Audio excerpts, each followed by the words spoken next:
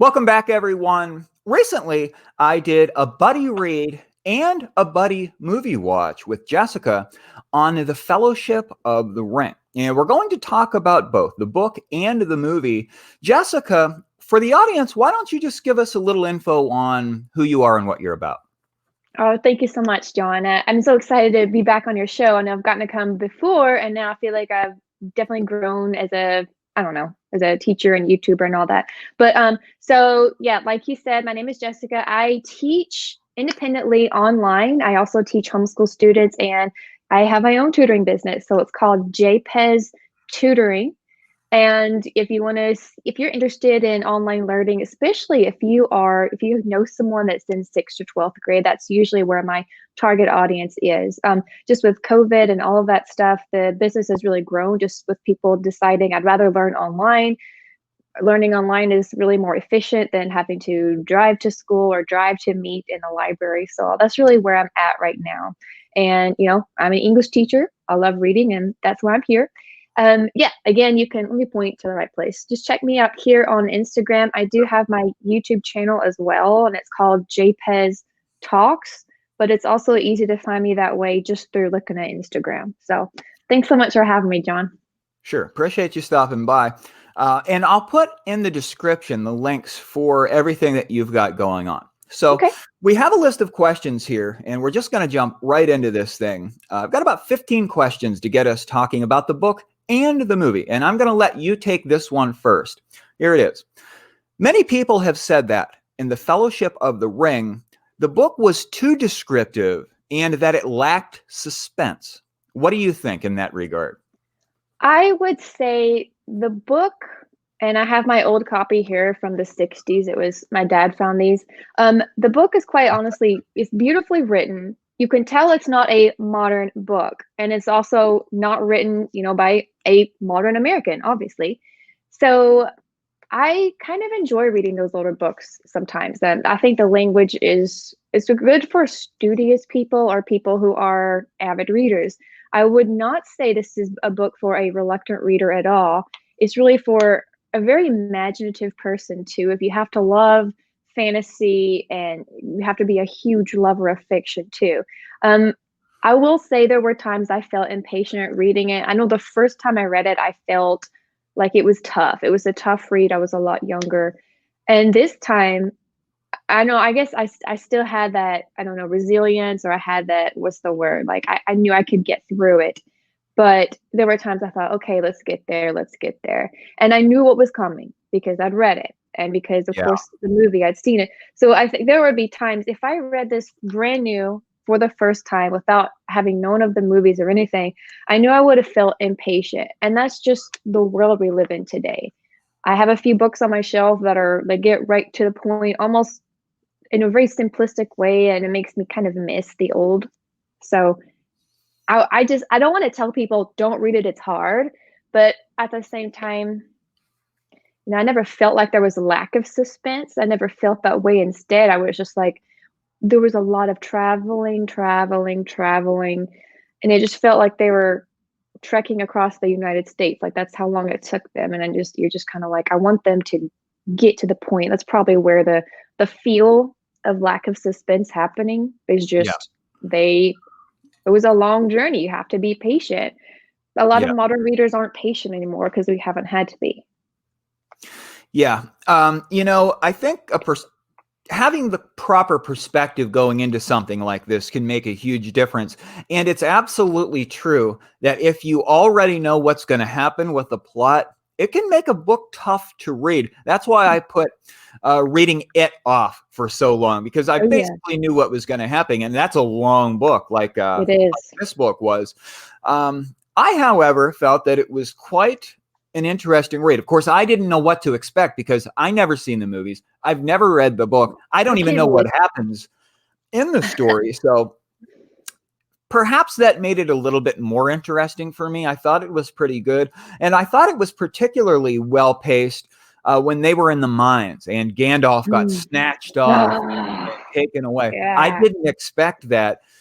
And I thought that gave the story kind of an element of plausibility. And I'll come to that, but I thought that the book read pretty quickly. I was surprised. Now, I will say, of course, we stopped after the Fellowship of the Ring. We didn't go on with the whole story. And had I tried to do that, read the entire story straight through, I think that I might have potentially ran out of gas. So I'm glad that we stopped. So I guess I can relate to the fact that it can kind of grind slowly. I see that, and that's why I'm reading it in 3 sections instead of reading it straight through. But overall, I thought it was pretty interesting. I'll let you take this next question first as well. Who was your favorite character? Hands down, Gandalf. Gandalf has always been my favorite character. I actually had a friend dress up as him for Halloween, and this was a few years ago when we still dressed up, but I was jealous. I mean, this was a female, by the way. Had the entire cloak, had the staff, had the pointy hat, and I think I kind of want to dress like that every day, but that would be extremely weird. And it's some of that. I don't know. I think that fondness for like a kind of reliable, loyal person that he was, and he was also mysterious. He had the ability to create magic, but yet he wasn't so perfect. He couldn't just make the ring disappear. He couldn't kill all the orcs all in one flash. Like he couldn't really do that. And he was actually pretty misunderstood by the Hobbit folk of the Shire. I don't know. I just always liked him. Probably a weird answer, but I don't mind being weird. No, I think that might be kind of a common thing, that he's people's favorite character. And even though I had never read the books before or seen the movies, I had seen like commercials and stuff. So I was picturing the old guy from the movie in my mind while I was reading it. I, however, would have to say, I guess this is kind of hard for me to say because he wasn't in the book for a long period of time, but I thought that Tom Bombadil was extraordinary. He was an extremely jolly person. He's like jolly personified. I really like him. He danced around and he sang and he didn't have a care in the world. He just appreciated life to like the maximum possible appreciation. And he was so excited and joyful that he couldn't even just speak like we are. He had to sing out every time that he talked. And I have a question for you, because maybe you're a little bit more knowledgeable. I'm sure you are about this story than I am, but in the book, there's talk about Tom Bombadil being the first. Before everything else, there was Tom Bombadil. And I don't know what to make of that. I'm just curious if you have any insight about that fact. Well, truthfully, I don't have a lot of insight about him in particular, just because we hear so much about the first men, the first elves, and then there's this Tom Bombadil and his kind of magical wife, and then he kind of goes away. And I know on your other book review, you said you were disappointed that character was left out.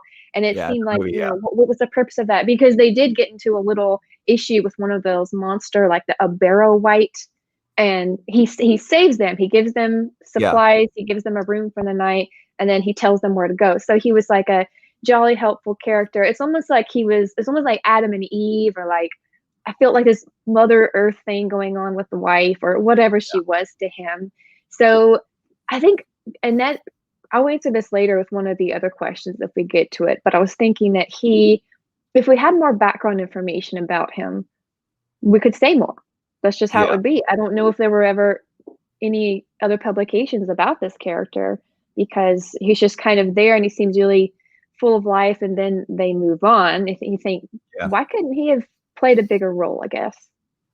He was very, very respected. Maybe even more so than even Gandalf was he respected. Everyone loved that guy.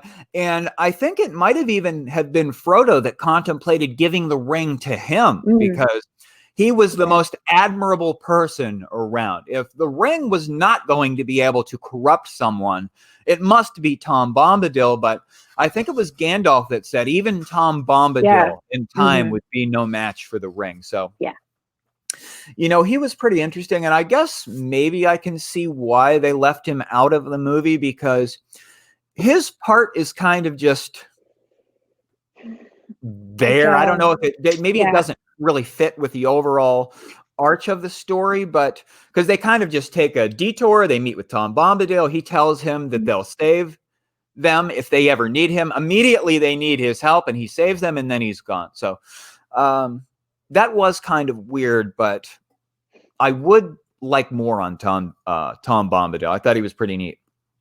And it's a shame that so many people that love this story, only having watched the movies, wouldn't know anything about him. Yeah, that's true. That's true. Yeah. I had forgotten about him because, I'd read the book and seen the movie a couple times, and just I thought, why did I forget about this person? It's strange that he was a little bit hard you couldn't put your finger on him. Like Strider made sense, Gandalf made sense mostly. Frodo and Sam, they make sense. The elves don't quite make sense. Tom Bombadil is really like, who? What is this guy? What exactly is he? Like living over there on the edge of the Shire, like, I don't understand. But then again, it's fantasy, so. Yeah, that is true. And it's very, very mysterious. I need to do some investigation to see if Tolkien ever had anything about him in his notes or anything, because I almost wondered, is this guy supposed to be God? Because they talked about him being before everything else there was Tom Bombadil and presumably his wife or whoever was with him. But, that's a big mystery. And I just thought it was an intriguing part of the story. Next question here. I'll take this one first. Did you like or dislike the fact that the book is filled with songs? Now, I am someone who just recently got into poetry. I've always had trouble understanding poetry and the allure of poetry. It's kind of tough sometimes for me to read poetry. But I liked the fact that the book was filled with songs. I thought that was interesting. And I was surprised by how many songs actually showed up in the thing. It's like every few pages, there's this, meter and someone singing through this song. I thought it worked well, actually, even as someone who's not big into poetry. What did you think about the songs in the book? Honest opinion, I like to skim through those. I have to really be in the mood to slow down and look for them. But however, it's like I said earlier, I like the kind of the literary finesse of how he writes. And it's kind of amazing that Tolkien wanted to have poetry. He's like, well, I'm not going to write a poetry book, but I'm going to include it in there. And it goes to show you that it's a part of our history. That's how we remember things, is by song or by lyrics. And I know that even as a teacher, poetry is sometimes something I'll put off a little bit in order to teach, because it's fun to think about Dr. Seuss rhymes and let's challenge each other to see like, how many couplets can we write, and like the Raven you mentioned earlier. But then if you're teaching poetry, you realize, oh, this is actually a lot more complex than I thought, because it's not just rhyming words. There's all these other things. I won't get into it, but it's like all the different rhythms and beats and sonnets and all of that. And it's sort of fascinating. Poems aren't easy to write. I could sit here and write one about my dog, and it would just be not that great, because a really good poem or even a really good song takes quite a lot of thought, and people put a lot of thought and meaning to it. And nowadays, I think we're so accustomed to hearing songs that don't have a lot of words in them or don't really have much meaning to it. So I feel guilty when I see, let's say, okay, Gimli, let me tell you about the dwarves. And I'm like, this is going to be long. And it's like couple pages here of just, it's kind of, I would look and you learn a little bit more about the characters by reading the poems, but I would prefer just reading everything else, So that's just my honest opinion about that.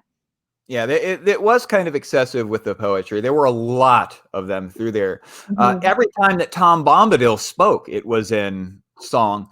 But it is true that it's not easy to write a great poem. It would seem fairly simple because it's just a handful of words and you get a few things rhyming and you've got one. But, popular songs are basically poems. That's what lyrics to a song are usually. It's just basically kind of like a poem. And it's not easy to write a best-selling song. It takes a lot of thought and inspiration to put one of those together. So I guess what I'm getting at here is that even though I'm not big on poetry, I have an appreciation for it, and I have a whole new respect for it after reading The Lord of the Rings. That was by far the most poems that I ever read in one sitting. I don't know. There must be over 100 songs in the book. Here's one. I'm sorry, but there is a British author, Brian Jacques. I don't remember if I've told you about it before. He's the Redwall series. There will be poems. Maybe it's a British thing, but there in those books, those would be, I would say read those if you're not ready for these, but Redwall, Mossflower, Mario of Redwall, The Pearls of Lutra, I have all of them. And the characters, they're all animals that act like humans and they talk. I love talking animals. And there will be poems in there. And I remember enjoying them when I was younger. I would read them. Maybe they were like a little bit easier to read, and that's why I liked it. But these are a bit more lofty. Troll sat alone on a seat of stone. Like, okay, that makes sense. But then you realize, oh, can you see how long that is? Yeah, yeah. And you're just like, I want to move forward with the actual adventure here. Yeah, I get it. I can relate to that. It's really a unique piece because of how much song is actually in there. I don't know. I guess I agree. Sometimes, like when I was reading some of those, sometimes they're really, I guess I felt like you did, where I just kind of want to get through the poem to continue on with the journey. And it can be kind of hard for me to absorb some things. I'll read an entire page of poetry and then I'll think back and I really can't recall what's going on with the story and the poem and everything. So yeah, I guess I can definitely see what you're saying. Here's one for you. What did you think of the character Gollum? Oh, all right.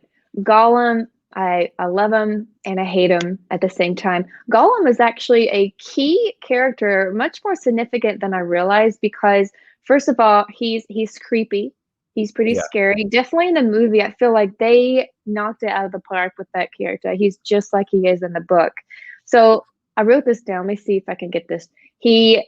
First of all, he finds the ring way after the war with Sauron and everything's at peace. But pretty much he's a bit weak of character and it consumes him over time, but still he murders a friend and he pretty much ends up in isolation, living like one of those dark underwater creatures in the ocean. Like he's sort of the embodiment of what evil does to a person over time, like what sin and evil and all of that, which is what the ring was. And he really thought he kind of worshipped it for no reason, because he really didn't gain anything from that ring. He just had this treasure.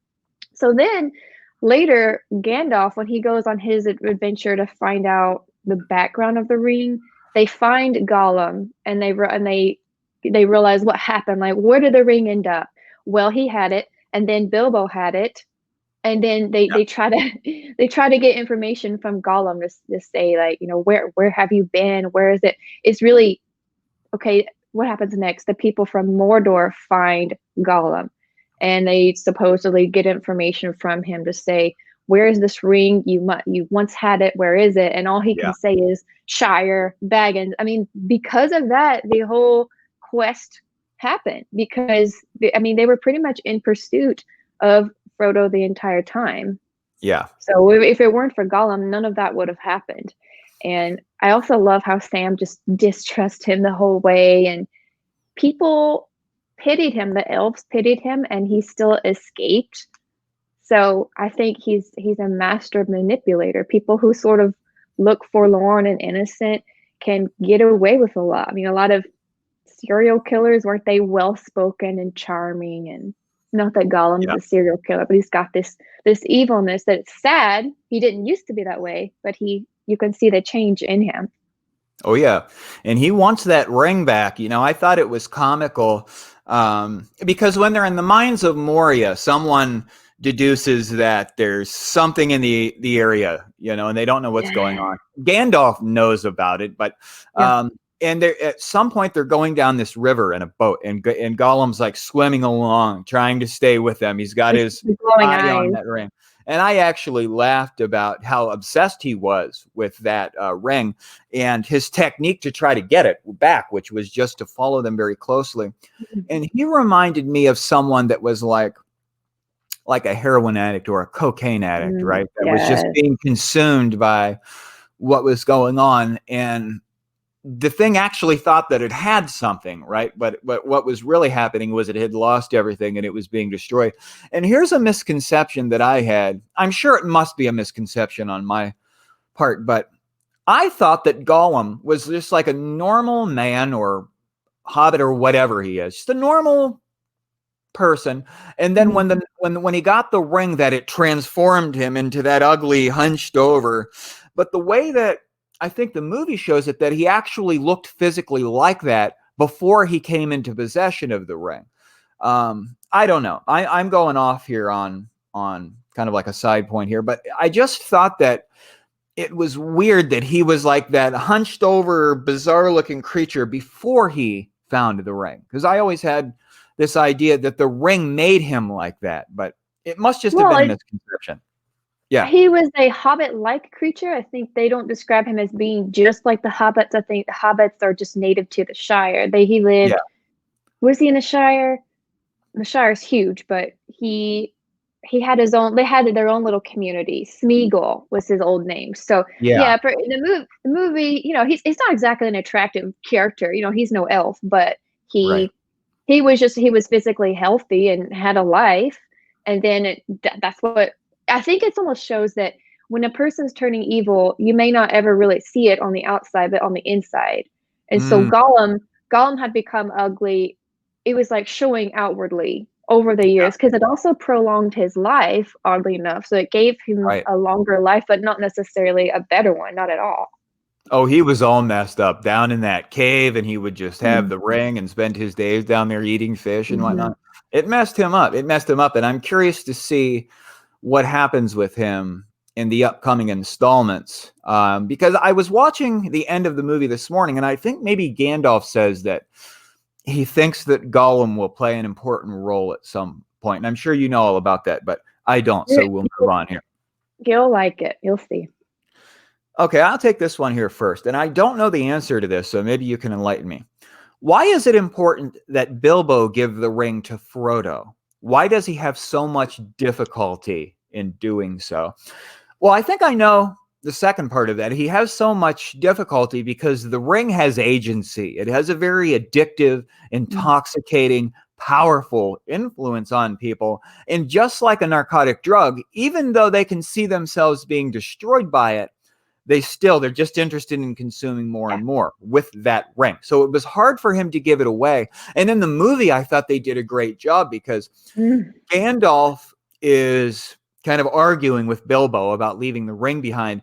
And Bilbo's face becomes like a monster's for a minute. That was so frightening. Yeah. And you don't see that again with him.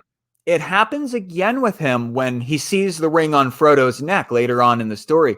He reaches out. He just wants to look at the ring again, and his face turns into that monster again. But like you said, you don't see that in the book. And I actually jumped when that happened because I wasn't expecting that.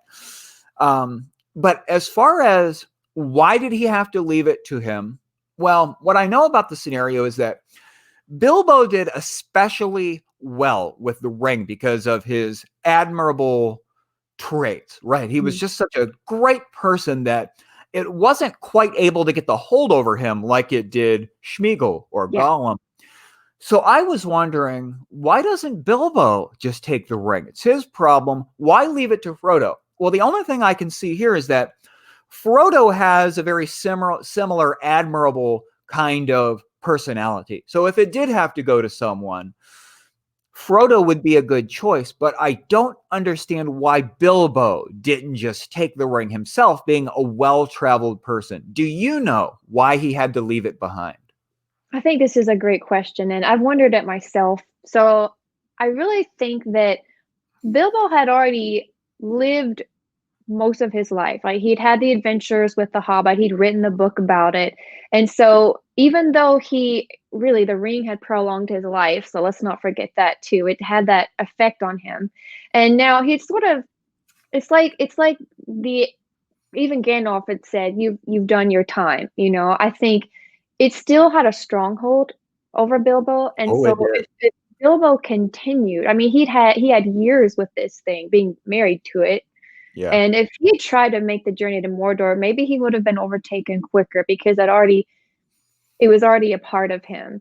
But Frodo, being completely pure of heart and innocent and having never traveled and knowing nothing, it was like starting fresh. And really, that was the only person the ring could have gone to, because anybody else would have been, they didn't really respect Bilbo's adventure. Frodo was the only one who really listened to his stories and completely believed him, other than the children of the Shire, which they would have been too young. I'm sorry, So, but I have to point out a great pun that you made because I can't stop thinking about it. You said that Bilbo was married to the ring, and oh, rings are the signifier of marriage. So I just thought that was interesting. But go ahead with what you were saying. yeah. Oh, yeah. Literally married to it. I'm glad I said that. I just kept going with it. But he's married to it. And so Yeah, he would have just been happy keeping it. And him going yeah, on the adventure, yeah, you think he could have probably made it after a while, but then he would have done the it's mine, it's mine. And yes, you're gonna see Frodo change a little bit with the ring, but even Bilbo really survived partially because he was pure of heart, but also because the world or Middle Earth was pretty much at peace when he had the ring. And he just so happened to be stronger of character than Smeagol had been, but mm, maybe over time that ring would have had that effect on Bilbo anyway. Like he would have maybe gotten to Mordor and said, "You know what? Never mind." Just like the last human who got there and then said, "Never mind." Frodo says in the movie, it's a pity that Bilbo didn't kill Smeagol when he took the ring from him, because that would have stopped everything that was happening, because it was Smeagol who told Mordor who had the ring when he said that it was in the Shire. But Mm. it was Bilbo's pity on Smeagol that ended up projecting everything into what was happening. Had he killed him, I don't know why I brought that up, but that was what I thought of. But go ahead with what you were saying. Well, people would think that, like, why didn't you just kill him off? But Yeah. then I think Gandalf says, actually, Oh, I was attributing the that to fact that his he showed admirable mercy, nature, the fact that he didn't kill him. I'm sorry. yeah, the fact that he showed mercy, Yeah. that's actually what should be done. And sometimes Right. people think, oh, that happens too much. That's how some guilty people get away. But yeah, I mean, Yeah. it's good he didn't, or he wouldn't have the story. So just to clarify on this one, why was it that he had to go? Oh, you said it was because it had worn too far on him already. And that is true. Now that you say that, I guess I do see it now, because Bilbo was already having problems because of the ring at the point that he gave it away. It turned him into that monster and everything. So perhaps he was not the best candidate to elect to take that Right. ring to Mordor. It needed to be left with someone that was as admirable as Bilbo was, Mhm. but who hadn't Clean already slate. had. Yeah, it had to be with someone that didn't already have so much experience with the ring that it would drag them down. I guess that For does sure. He that would use does it as a invisibility cloak, and it's like, "Hey, that's kind of fun." Like, I would have liked that too, but yeah. it's almost like, not to bring in Harry Potter to it, but I was gonna mention it anyway, but it's almost like the Horcrux in Harry Potter, like, it's got a bit of Voldemort's soul in it. It's almost like the ring had Sauron's soul, so it was never going to do any good for anybody. So, and even like, I know when they had in Harry Potter, when he had Voldemort's locket, that locket eventually was kind of like, oh, I have a bad feeling. It's bad. Well, it's because it was an evil device. Well, Yeah. or evil had been put into the device. Yeah. So And I that's didn't just what I think. realize until I watched the movie, because there were some things that I realized watching the movie that I had not realized while I was reading the book. The ring actually has agency. The ring wants to be found and Yes. taken back to Yes, it does. Mordor. Hmm. So I thought that that was an interesting fact that I picked up in the movie that I just didn't realize. It's almost like the ring is conscious, right? It has Yeah. intent. And I thought that that was a good point. Here's another question that I didn't put down that probably going to be a weird one, but maybe you can answer this, because I thought that there was kind of like a sensical problem with the plot that I picked up on. And maybe I didn't pick up on it until I watched the movie, but we have the ring, and Mhm. the ring was made by Sauron in Mordor, because apparently he was some kind of like wizard or something. He had powers, and he put his powers into this ring. Now, it doesn't make sense to me, because it seemed like the ring became even more powerful than Sauron. And Sauron is now trying to get that ring back. And I'm thinking, why does he need the ring back? Why couldn't he just make another ring if he's that powerful being? It just doesn't add up to me why he needs the ring. If he's at least as powerful as the ring himself, which he would need to be to create the ring, why would he need that ring? Why couldn't he just make another ring? I don't know. I just wanted to bring that up to see what you thought about what I just said. It seemed, and especially after rereading the book, it seemed that there's magic in the air everywhere. Like everything is just like magic that keeps happening and growing with the trees and nature and the creatures and all of that. So Yeah. Sauron, it's almost like, I guess, a wizard with their wand. The wizard probably has some powers, but without a device to help channel the power or spread the Mm, power, they're limited. So he created these rings. All the rings were created, and then he ended up tricking them. And oh, they're supposed to be used for good. Oh, but never mind, because one ring can actually draw in all the other rings. He can usurp anyone's throne, yeah. take the power. So, and he was actually pretty limited. We don't see Sauron much. We just hear of him. He's like this great, distant, Yeah. evil thing. And if he had the ring, he could have traveled. He could have sent bad guys to the Shire for other reasons, but he didn't have it. So he was like, "Hey, I need that thing so I can keep going." It's like there's a word for it. Every character needs some type of object. Like there's always got to be something. So I think it was about just controlling all of the power. That was a perfect analogy with the wizard's magic wand, that you have to have. And I'm trying to think of the word that you're thinking of, because there's a word for that. Talisman. Is it talisman? Um, uh, that's not the one I'm thinking of, but that is a correct description. It is a talisman. Um, I'll get stuck trying to think of the word I'm thinking of, but that is true, that it's a talisman. And I think that that's a great point. And it actually answers the question that I asked, because that was the device that he needed to project that power correctly. And he's not what he would be with the ring, without the ring. So yeah, I guess that does make a little bit more sense now that you've put it that way. Just about in any story like this, there's a device, and I'm saying device because I can't think of the word that would be more fitting. But yeah, that is true. I think you answered that up and cleared it up for me. He needs that ring back to use it to project his power to his maximum abilities. Oh, and you know what? A point I wanted to make, that Gandalf was actually wise enough to know that he couldn't take that ring. I just really thought I wanted that him to, but he's yeah. like, no, I know that I shouldn't. Right, because actually, Tom Bombadil did kind of have powers. He had powers that weren't really elaborated on. I wonder, he was probably even more powerful than Gandalf. Of course, there was that other wizard that was corrupted just with the idea of the ring. Yeah. Saruman, yeah. That goes to show you how much more morality Gandalf has than the other guy, because Gandalf was actually presented with the ring. Bilbo actually said, "Here, you take the ring." You have it. Right. And he said, "I can't take that ring. I know what will happen. I will think that I'm in control of it, and I'll use it to do good, and it'll foul me right up." And I thought that that was a really good bit of wisdom that played out there when he refused to take the ring. Let's move on here. Okay. If you could hear the story from just one character's point of view, who would you choose and why? So I thought of this earlier. Perhaps maybe Samwise, because as he would be like the more everyman. Like anybody going into this story, they don't know about this world yet. They're not familiar with Middle Earth, even if you've seen the movies. Like this is going to give you a bit more insight.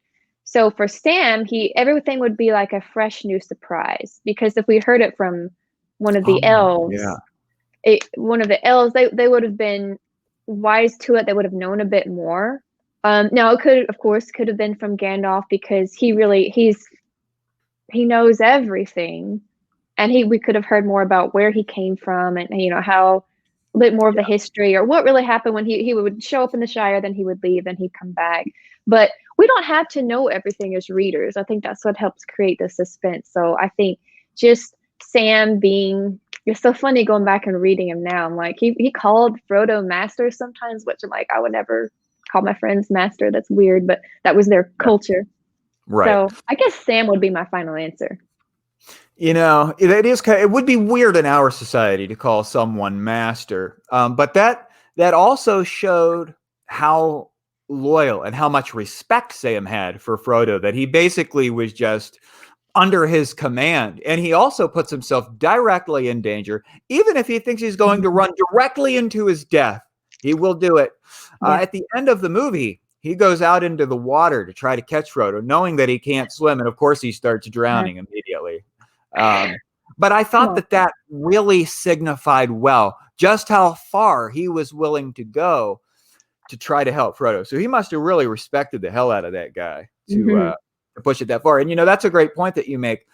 Everything from Sam's point of view would be something fresh and new. I could actually imagine his story starting.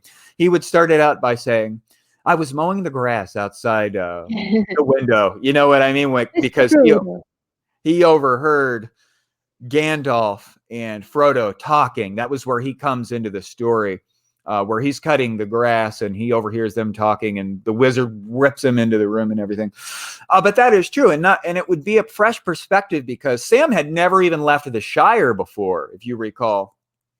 There was a point where he said, if we go one step further, this will be all new to me. So yeah, that would be an interesting adventure. I myself wouldn't mind hearing the story from Sauron's point of view, because, and here's why. I recently read The Queen of the Damned by Anne Rice, and it's a vampire tale, and some of the perspective is given from the queen's. She talks about why she thinks that what she's doing is the right thing.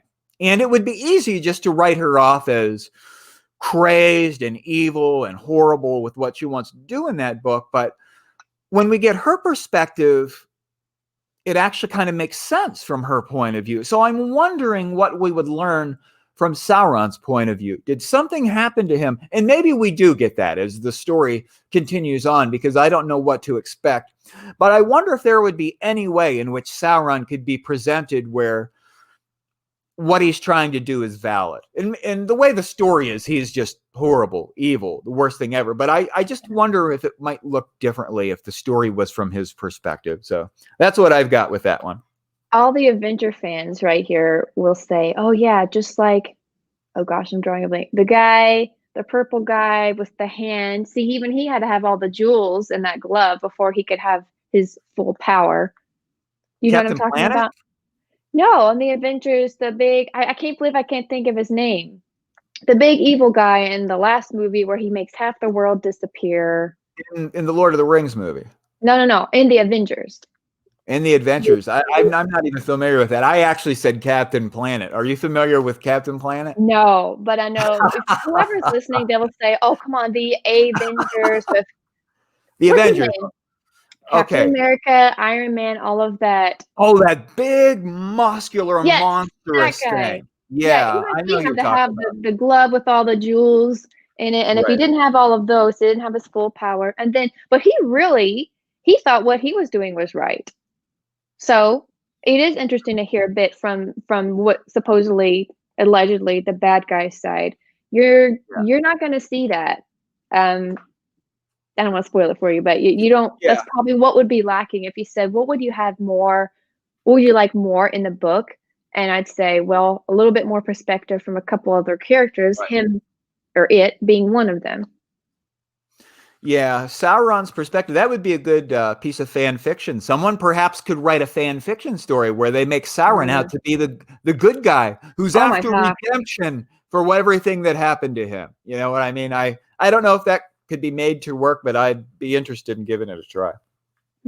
I actually want to get the Frodo Funko Pop. You can't see it on the camera, but I like these things. Yeah. Here's my Bob Gray, also known as Pennywise, also known as It. I only have 2 of these now, and I want to get the Sauron one. I want to get the Frodo Baggins one. I think the Frodo Baggins one is neat. These are only like $6 or $7. I just really like this. This is Kirk Hammett from Metallica. But yeah, I want to hear the story from Sauron's perspective. But let's move on with another one here. Now, this wasn't in the movie, and I pity anyone that hasn't read the books because they didn't catch this. But what did you think of the Sackville Bagginses? They were actually the first people. When I took notes on this book, I thought of them first, and it was like they really represent a small town mindset.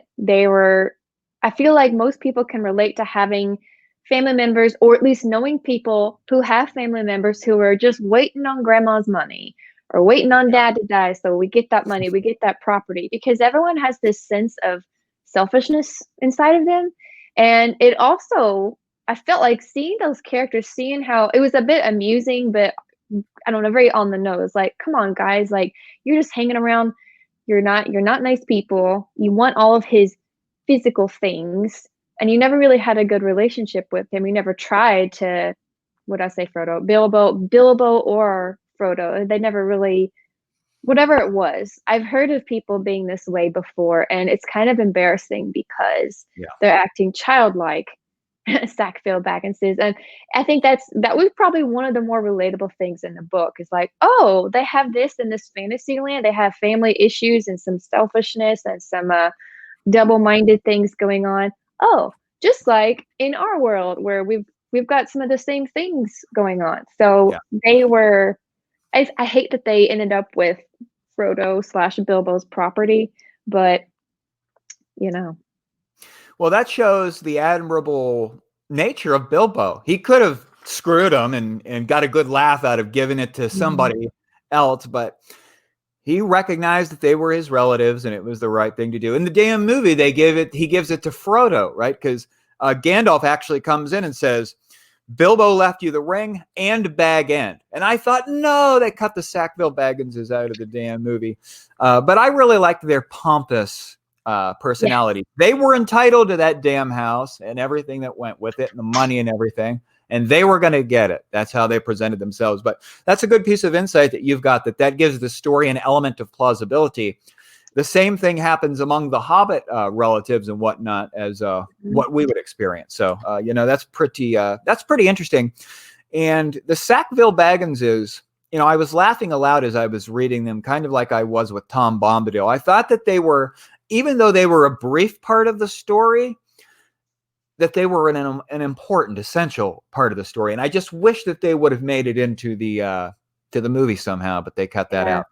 Well, that was another first half of the book kind of thing that I guess the script writers or whatever you want to call them were like, we can't have this. We got to move forward with the story. And it was still super long, but they just chose to. But and the Sackville Bagginses, they also didn't like adventure. They didn't approve of it. It was like uncouth and like too wild. Oh, he's been places, but we hear he has that dragon money. So like there were so many rumors, and Bilbo just kind of dealt with it. And in fact, it makes me think, why didn't he move to Rivendell sooner? Because I know it was home, but it just seemed like he didn't really have any close friends that he trusted other than his much younger nephew.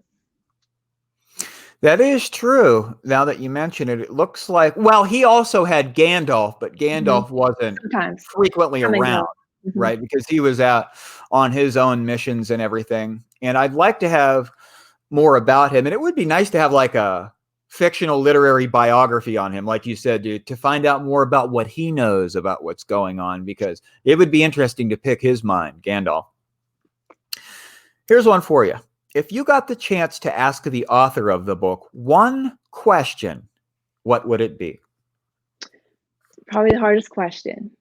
Just one question, I would just say, perhaps, what is it you wanted readers to gain from this? Is it life lessons? Is it longevity? Is it honesty? Like, what was his purpose? Or was he just so excited to write it that he just wanted to see if he could entertain people? It would be great to hear what he would have to say, because people are still reading him this book and talking about this book today, decades later, and making incredible movies off of it. And he probably would have been like so stunned. I don't think he strikes me as someone who maybe didn't expect it. He probably was a bit more like Frodo himself. So that's what I would say, probably, if it's that one question. What about you? Something that's interesting, I recently did a video called The Top 10 Best Selling Fiction Books in History. And while I was investigating for that, I found that Tolkien and C.S. Lewis were good friends. And while C.S. Lewis was writing The Chronicles of Narnia, which made my list as one of the top 10 best-selling fiction books of all time, and Tolkien was writing The Lord of the Rings, because they were writing those simultaneously, and they would meet and they would talk about the stories. And Tolkien didn't like the Chronicles of Narnia. He told C.S. Lewis just to give up on it, that it wasn't going to work out for him. But both of those stories became extremely impressive. What was I getting at here? I don't know why I was talking about that. What would you ask Tolkien? Like, why did you make the books? What I was going to say was about, in reference to your question, is I'm sure that C.S. Lewis would have had great insight as to why Tolkien wrote that book. And when they were writing their books, they would meet every morning and talk for an hour about their books. And other writers started joining them, and they started this club called the Inklings, where writers would come together once a week and talk about their books. But that's another issue. The question that I would ask would be this: where did you get the idea for this story? Because we see this particular story, The Lord of the Rings, inspiring many others. Stephen King's The Dark Tower series is one that I picked up on when I was reading. Sauron is in a tower, and the phrase "the Dark Tower" is used many times throughout The Lord of the Rings. So I keyed in on that immediately. Oh, and in the Dark Tower series, the eye of the Crimson King is what the antagonist sees through. He can see through this eye. I'll be damned if that didn't come right out of the Lord of the Rings. There's an elf stone in the book somewhere. The Elf Queen has one. That really inspired Terry Brooks and his epic, the Shannara series. In fact, there's a book titled The Elf Stone of Shannara. I found that the Dresden Files has this body of wizards called the White Council. Came right out of the Lord of the Rings. What was the other? Oh, in the Wheel of Time. I started the first book of the Wheel of Time. I read about half of it, stopped. I'm going to go for it again. But in the beginning of The Eye of the World, the first book in the Wheel of Time, there's this scene where our good guys are traveling down this road in the forest, and these dark riders come up from behind them. They've got these big black hoods, and they're on these big horses and shit. And I said, that came right out of the Lord of the Rings. And I'm not even a huge fantasy reader, and I picked up on that much inspiration. I could only imagine if someone actually did a study and found every inspiration that came out of that book. Sure. Stephen King even says with his Dark Tower series that he was trying to write his own The Lord of the Rings story. So I'm curious, because The Lord of the Rings is the predecessor to so much. I'm wondering what he looked at, Tolkien, to write that story. What inspired the story that inspired everything else? That's what I would really like to know. I don't know if he was kind of like copying something else, like so many of these other modern authors do with The Dark Tower and The Wheel of Time, which are just basically retellings of the story with a different twist. I'd like to know if he just straight invented that shit out of nowhere, or how it came to be. That's what I would really like to know with that one. Okay, we're almost done here. Let's jump to this question. What did you think of the differences between the movie and book? The book gave way more background information, which sometimes I like. Sometimes I feel impatient, like with all the poetry and such. There was a whole lot of that wow, the movie, they cannot cover everything. It won't. But yet, the movie version felt a little scarier, just because you've got the music. Those dark riders, when I first saw that movie, that scared me to death. And not Frodo, but Bilbo, when he would kind of show his connection with the ring, like when you said he made that scary face, both at Rivendell and then he acted that way at Bag End, you were like, oh, I didn't realize it was that bad. Because in the book, it sounds more charming, like, oh, how did that ring end up back in my pocket? But the movie's just more dramatic. So if you've read the book first, it really brings it to life. But it also sped up that beginning part. Like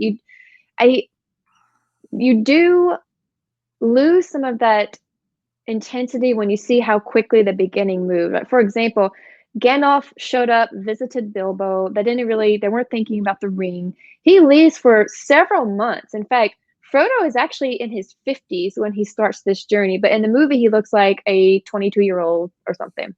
So yes, they live longer, but also we think of a 53-year-old like, Oh, well, I don't think a 53-year-old would embark upon this journey. I think of Bilbo being the 53-year-old Yeah. and Frodo being younger. So there's that. So you lose some of that, but because on film, how do you really explain, "Oh, hey, they live longer." Well, they didn't think it was important enough. But Gandalf, they show him when he starts feeling suspicious about the ring for the first time, it cuts to him riding on his horse and then looking out in the distance at Mordor and the volcano. He's like, "Oh no." And then suddenly he's back in the Shire. When it took the Fellowship really weeks and weeks and weeks to even get out of the Shire and out of Rivendell and into what was it, Mirkwood. It took them forever to get there. So there are some, how would you call it? They took some liberties as to make that part faster, just to show Gandalf. Like they didn't show him going to spend a lot of time stalking Gollum or anything. That part happened faster, just for the sake of the movie. Does that make sense? Yeah, they got the ball moving quickly in the movie. As far as the suspense goes, that's a good point. I thought that I was going to dislike the movie because I really just don't like it when creators take liberties with things, right? Mhm. Sometimes it is necessary. Even when you're doing an audiobook recording of a novel, because of the fact that we oftentimes speak in such a way that's a little bit different than we would write something down, it can be necessary to change a word here or there or the way something's phrased. And when you're making a movie of a book, of course, you've got to take far more liberties than if you were to actually read the script of it. So I can understand that, and it's necessary, and I think it works in some ways. You've got to cut some stuff out. Imagine if they made a movie where they stayed true to the book, every sentence of the book. Wouldn't that be an interesting venture? It would be probably like a 15-hour movie, but I was quite surprised that I enjoyed the movie. I thought it was fantastic. I thought the acting was great. I thought that the people that created the set did very well with it. Mm. I was maybe just slightly disgruntled at some of the differences, and I was picking up on them as I went through. But I thought for the most part that they stayed true to the books and they were telling the same story. So I thought that it was a very impressive performance that was put on, especially like, Oh yeah. because we're content creators at a basic level. And what was really interesting to me was that like Frodo would approach someone and he would be this little stubby guy in comparison to someone else. And I'm wondering, how did they manage to get that done like that? You know what I mean? Because there wouldn't really have been much difference between the height of Gandalf and Frodo in real life. Right. But in the movie, they're like, I just thought that was good, that they managed to seam that together in a convincing way. And I liked it. Of course, I liked the book better, but I was impressed by the movie. I thought it was fantastic. And I'm looking forward to reading the next installment, The Two Towers, Oh, awesome. and watching the Awesome. next movie. What was I going to get? Oh, yes, there was something I wanted to mention here that you brought up, and I've got it written down here. I wanted to mention it. I always had a misconception from like commercials for the movies that Frodo was like 15 or something, right? Mm-hmm. But we find out in the books that when he comes into the possession of the ring, he's probably like in his 20s, and he doesn't actually leave the Shire until he's in his 50s with that ring. So Frodo looks a little young in the movie, right? They try to make him look like about as much of a child as they could. And I don't know how old he was when he acted that part out, but that was something that I picked up on. I thought Frodo's too young for this. He's actually in his 50s. And someone said to me, well, actually, it's right because hobbits live longer. So I looked it up, and that's actually only slightly correct because the average age of a hobbit is 100 years. So they only actually live just a little bit longer than humans. So I thought that was kind of off. And it was okay and everything, but I think it might have been a little bit truer to the books if like a middle-aged person would have played Frodo. I always had a misconception that Frodo was like a young kid or something, but like you said, he's in his 50s in the book. And in the movie, they kind of make it out like Bilbo leaves, he gives Frodo the ring, and like immediately Frodo takes off on the journey, right? But that's not what happens. He actually spends like decades in the Shire with that ring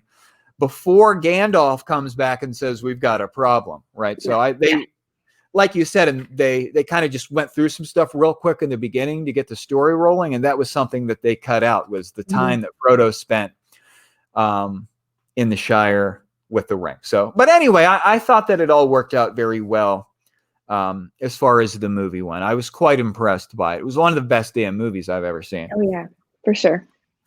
So let's move on here with one final question. And I'll take this one first. How would you react if you had to take the ring to Mordor? This would be a troubling scenario. And I would immediately think that I wasn't wise enough or strong enough. I would be reluctant to want to take the ring. But I guess the first thing I would do is I would probably try to put a council together to figure out what the hell I was going to do with that ring and try to seek out advice and direction and whatnot. And this is a weird question, but I could not ask it once I thought of it. So I'm just curious. I would put a council together. I would try to push the ring off on someone else, get someone else to take the responsibility, because I would fear that I would foul it up. How would you react? I don't think it's a weird question at all. I mean, I feel like that's a question I would put out to students who've read it. I did have a student read this, by the way, and he read it very quickly. And he's a gifted student, and so I wanted to challenge him, but give him some type of fantasy that like he could still enjoy, but it wasn't too adult-like. So what I would say if this was presented to me, I like what you said, a troubling scenario. Yes, at the very least it would be.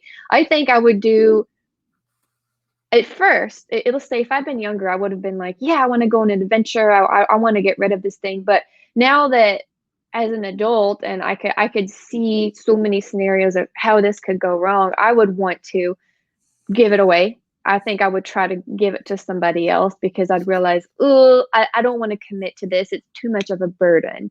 I don't like to have too many burdens. And so for something like this, I would try to pawn it off on somebody else. And of course the reaction would be, no, you're the one. So I'd have to try to educate myself on how to train to fight and how to have the proper equipment, because they had such long foot traffic. That was what really amazed me. I don't think I could have withstood the cold and the running through the mud and the brambles and the forest. That I would like to think I could, but I feel that I would probably wimp out.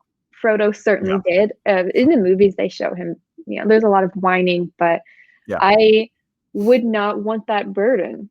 I'd say less now than I would have years ago when I would have been like, and not really thought it through.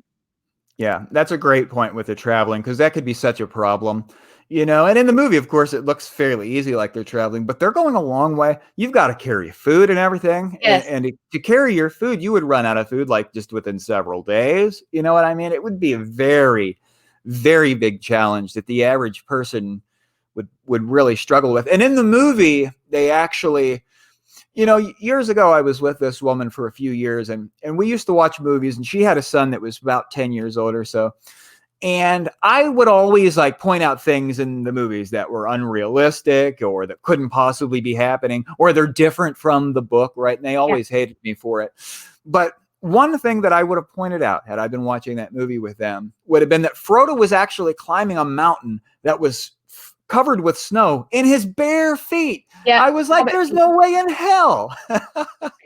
Because they're not, that's how we know hobbits, they're not human, they're not superhuman either. They just have, it's almost like animal-like feet, like what a wild horse would have. And so, and if you look at them, they're quite hairy and such. And I've heard like friends of mine making fun of their husband's feet, like, oh, I don't like his hobbit feet. Like they're sort of disproportionate to their body. So they aren't creatures that would need protective footwear. But it's funny because the humans do, Strider and Gandalf, everybody else who, I guess the elves have very lightweight boots as well. I think Legolas is described as having shoes that would not be weather resistant. They wouldn't have gotten them at what are our camping stores?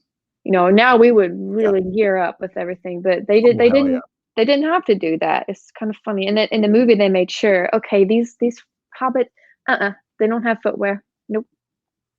Yeah, that's a good point. I didn't really think about that until just now. Hobbits don't wear shoes, and that's why he was climbing that mountain without his boots on. But the point I was making is that traveling would be just devastating. Climbing through a mountain filled with snow and everything, there's no way in hell the average person could do that. You'd be lucky if a team of Navy SEALs could pull something off like what they're Oh. doing. I mean, it's beautiful. It was shot in New Zealand. You want to be there for a couple hours, and then you want to go back to your little luxury cabin Right. and eat a nice meal. Right. That's In the probably cool. Shire, something I liked about the Shire was that it had a kind of enchanted feeling about it. They actually came to an enchanted forest in the book, and that was a great, and in the movie, and that was a great part of it for me because I just love enchanted forest stories. One thing I wanted to mention here was that about the movie was that the movie did a better job with the imagination than I actually did on my own. I thought they just did a fantastic job showing those scenes. For example, there's a part where they come into, it must have been the land of the elves, where they live in the trees. Yeah.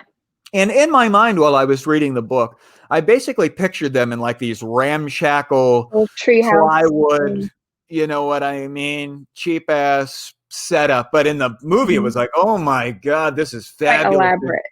Yeah, I was like, holy shit, this is better than my imagination played out. So, that was pretty impressive. I was getting off topic there, but we were shooting for an hour. We made an hour here. Were you going to say something there? There's only one more point I was making. I was thinking about earlier. I don't know if you want to put it in or just leave it here, but like one embellishment the movie did that the book didn't do was when Gandalf is trapped up on that high tower and Saruman had taken the staff and like tried to bully him into supporting Sauron, like, join me, you could do this, we could share it, and Gandalf saying, no, actually, there's the power is not shareable. It's not, it would never work that way. Well, he leaves him trapped up there and he's starving up on top of this tower. Yeah. And then in the movie, they show him like, what's his name? Saruman comes up there and he's like, okay, so are you going to join me or not? And bullying him, just one way to put it. And then Gandalf says, no. And he jumps off onto the back of his eagle friend who flies him away. And it's this, people love those dramatic scenes, but in actuality, the book just shows him one night the eagles came and got him and they flew off. In fact, that was better because then he was steps ahead. So then the next morning they found, oh, he's not here. So he got away somehow. But that was one thing I thought, okay, in the movie, you're not thinking, oh, well, that's not really logical because now everyone's going to be after Gandalf because he's probably going to find Frodo with the ring. Sure. Yeah, that is true. In the book, he just is saved by the bird at some point. And in the movie, they have this scene where the guy comes up and they're arguing and everything. Yeah. They totally made that part up. And I was actually going to launch an investigation on every difference between the book and the movie, because I'm sure there are people out there that have exhaustively researched that issue. Sure. Mm-hmm. I didn't do it because I figured it would just cause me to just want to talk about every single thing that was wrong. But there was quite a lot that I was picking up on. I jotted some things down, some I chose not to. Here's one, and maybe I'm wrong about this, but in the movie, Frodo gets stabbed by that smoke sword or whatever the hell it is. Oh, another thing that I didn't realize until I watched the movie, that the Dark Riders were actually the 9 human kings that received a ring. And I didn't pick up on that until the movie. But Frodo's injured. And then in the movie, they're like in the woods, and this woman comes along, like this magical woman, and she takes him to some place to save him. And I was thinking that did not happen in the books. Am I wrong about that, or what was going on with that? Well, another thing that was left out, there was the first group of elves, and I felt like that's where the elves, sometimes they lose me. It was an elven creature, not associated with Strider, but somebody helped them along the way. Like I thought maybe she was associated with Rivendell, because it was like the first group of elves that lived in the Shire, but they traveled a lot and they were sort of exclusive. Like they were helpful, but then they sort of traveled the land and lived among their like Native Americans might have, like nomadic. Yeah. And then there were the Rivendell Elves. So this lady, gosh, is she the one that yells in the movie? Frodo offers her the ring and she rises up and says, I would be a great and powerful. And that I part was don't think scary. so. I don't So, think so. Or maybe she was. Go ahead with what you're saying yeah, there. see, this is where I'm like, see, I forget things. Somebody's going to watch this and say, oh, I know everything. These people are forgetting. But yeah, I'll somebody, become an it expert helped on this along the tale way. in due time. I'll tell you what, because I don't think that woman was in the book. And maybe it was that same woman, because she was like the elf Switched queen. around. And she was in the book, but I don't ever recall a scene where she shows up in the middle of the woods to put Frodo and take him on a horse and outrace the Dark Riders. But maybe that did happen, because in the book, there's the scene where the water comes and smashes them over. I don't know. Maybe it was me that Well, the Arwen character, how is she?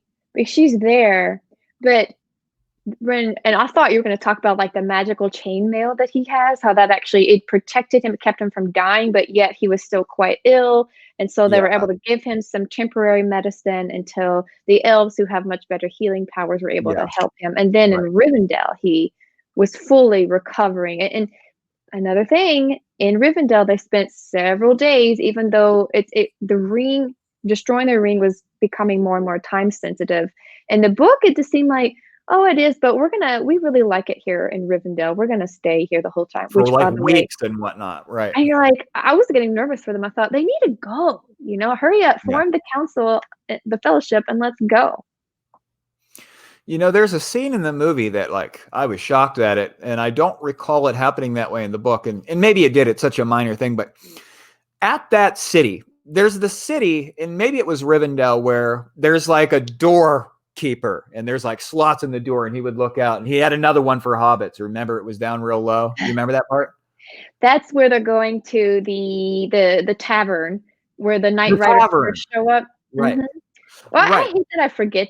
I know the names of these things. I'm not thinking of it.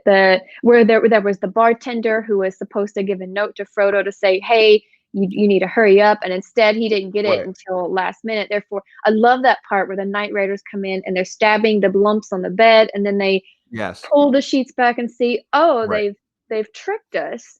Well, the hobbits had not fled the scene. They were hiding in another building, and they knew. So the Knight Riders were even limited in their powers. They didn't know exactly where Frodo was. They just tracked him down. They're like, I think he's in this building. He's not here? Right. No. And they disappear again. It was almost like they had a GPS on the ring, but it didn't always work very well. Yeah. You know what I mean? Good way to put it.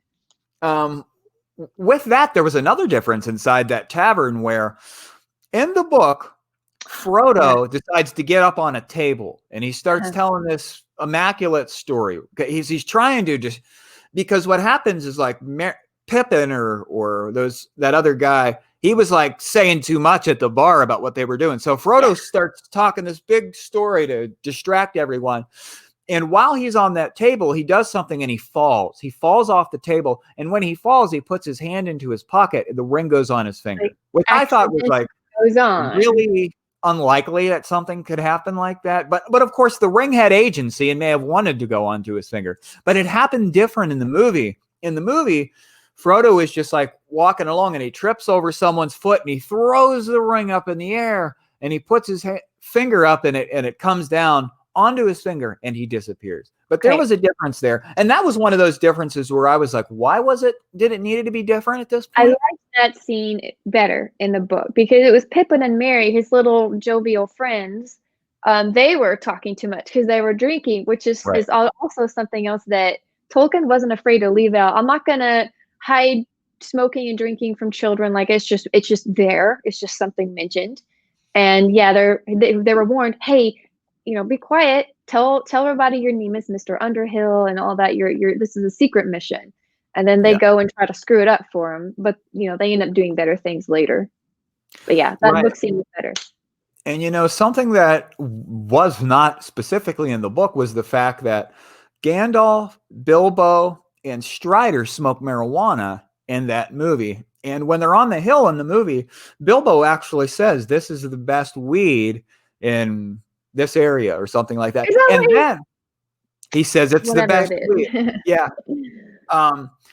you'll have to watch a clip of that where he specifically uses the word weed about what they're smoking. And then Strider's in the tavern sitting back in the corner watching, and he's got his pipe. And there's this part in the movie where the camera shot is right down on his pipe where it's lit, and you can see what's burning in the pipe, and it's green. It's green, and it looks very much so like marijuana. And I actually went back a couple times, and I said that they definitely put weed in this movie. Or at least that would draw in like the cool people, so they'll be like, "Ah, we like this story, we like these books." Or, I don't know, just an opinion, but whatever it was, it's kind of funny that, yeah, it was there, but it didn't overtake their lives. Right, and somewhere along the way, somebody must have been growing weed in the Shire because Bilbo had it, and then Strider had it in the tavern. So I thought that was interesting because in the book it doesn't say that they specifically smoke marijuana.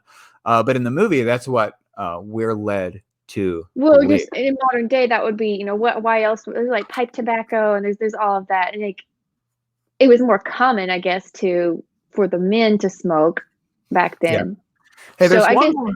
What? Yeah, go ahead. No, go ahead. Well, you said it was more common for. You were saying that it was more common for the men to smoke.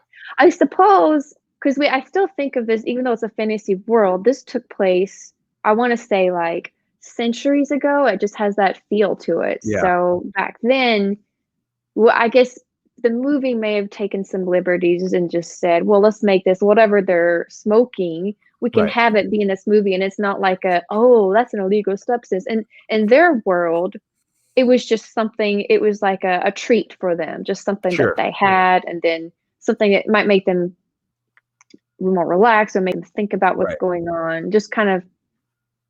That's all it was. That's exactly I never true. thought about it much, though. That's exactly right. And there's got to be a clip on YouTube where Bilbo is talking about it, because the scene is Bilbo and Gandalf are both smoking, like either before or after the party. They both have their own pipes and they're puffing away. And Gandalf actually blows a smoke that becomes a ship, and it goes through the hoot that he blew. I don't know if you remember that or not. Yeah, I do.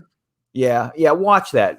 Bilbo, pay particular attention to what Bilbo says when they're sitting there. It's pretty interesting. So there's one more thing I'm going to mention, and then we'll summarize our thoughts on this and be done with it. But there was one more element of plausibility that I thought, and I want to get your thoughts on this. I don't know how much fantasy you've read, but it's common in fantasy where a character will just solve the dilemma by using magic. They'll pull out their magic wand and boom, problem solved. And I don't like it when that happens, because it's like, I like it when they have to use their ingenuity.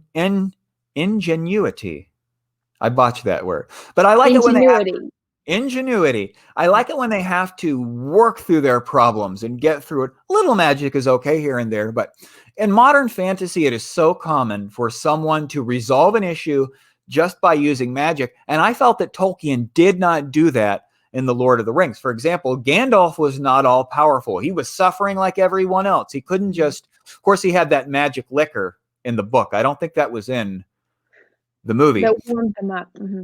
But I felt that the magic was not too powerful and overdone. What do you think about that issue? I think we'd like to escape and see magic happening, but it's also, I guess it'd be more final or more boring if something is happening and then it's over. I mean, this book actually had real loss. Like they lost people. They lost Boromir because he was overtaken by greed, even though he realized it was happening to him. And then you lose Gandalf, and that's a terrible feeling too. Like it feels much more real. So it's like, even though magic exists, it doesn't solve every problem. Yes. So it has limitations to it. And they have like a powerful magic ring. You'd think they could use that to their advantage, but they don't do it. So I just felt that worked, that he did not make the characters too powerful. And I just really appreciate that. Imagine if every time something happened, Frodo just put the ring on and cast his spell and they got by it. It would have made the story just not very good. I liked the struggle and the strife. So let's end this way, just by summarizing our thoughts briefly on the book and the movie. I'll go first, and then when you are finished, we'll just cut it right there. You'll get the very last word. I put this off for many years, reading this book. I thought it would be a very tough read for me. I thought it would be a struggle. I thought it would be boring. And I was actually quite pleased when I finally read it. I thought it was a very good book. I was totally into it. I'm a huge fan of it now. I can't wait to read the second and third part of this one book story. You know, that's a common misconception that it's a 3-book tale when it's actually just one big, massive, over 1,000-page book. I actually You counted got the it all Fellowship. together. Hey, I counted the Fellowship of the Ring as one book toward my yearly goal. I don't know if I should have done that or not, because this isn't 3 books. It's just one Mine's book. 3. Mine's But 3. I felt that this was just brilliant and genius. And, you know, I'm a huge fan of the Dark Tower series by Stephen King. And when you get into something like that and you're rereading the books multiple times, you start to become like an expert on it, almost like a historian of the damn thing. And I can't wait to make it that far with this story when I finally finish it up and maybe even read a companion on it or something. I'm just really into this, and I did not expect that I would enjoy it as much as I did. Your turn. I'd say that when I tried to read them as a younger reader, I struggled. I think I read the first one, and then I know the Two Towers was hard to read. I think I read it after the movie, and just sometimes that's how it goes. But now I notice as a person, now I actually teach literature, it's everything made a lot more sense to me. So this time it was more about patience. Like, hey, don't be in a hurry to read it. You're not just reading it for a book discussion. You're reading it to become a better reader and to really enjoy his writing. I mean, there's just like similes and metaphors in there everywhere. And I told myself just appreciate it, and just the fact that these books have been around for so long, they have been appreciated. Probably not as much by people now that the movies are out. They've been, in the early 2000s. People are attracted to those. Those are long too. So people think, oh gosh, I think I can only handle the movies, maybe the director's cut, and that's it. But the books are worth it for people who want a challenge and who love fantasy and who I guess it's all about becoming a patient and a better reader, because you're not going to be disappointed by these. You get everything in here. It's like you have real fear and real grief. And also it just helps you form a better imagination. A lot of the books we read now, there's not a lot of description. There's a lack of imagination. And that scares me for the future of education. We need somebody with so much description here where we're learning from this. So it also might teach you to appreciate nature a bit more. Like Tolkien takes time to explain how things look, and then the movie shows you, but it's good to read it and then imagine it, because I don't know, like without imagination, we're just not going to move forward as a society.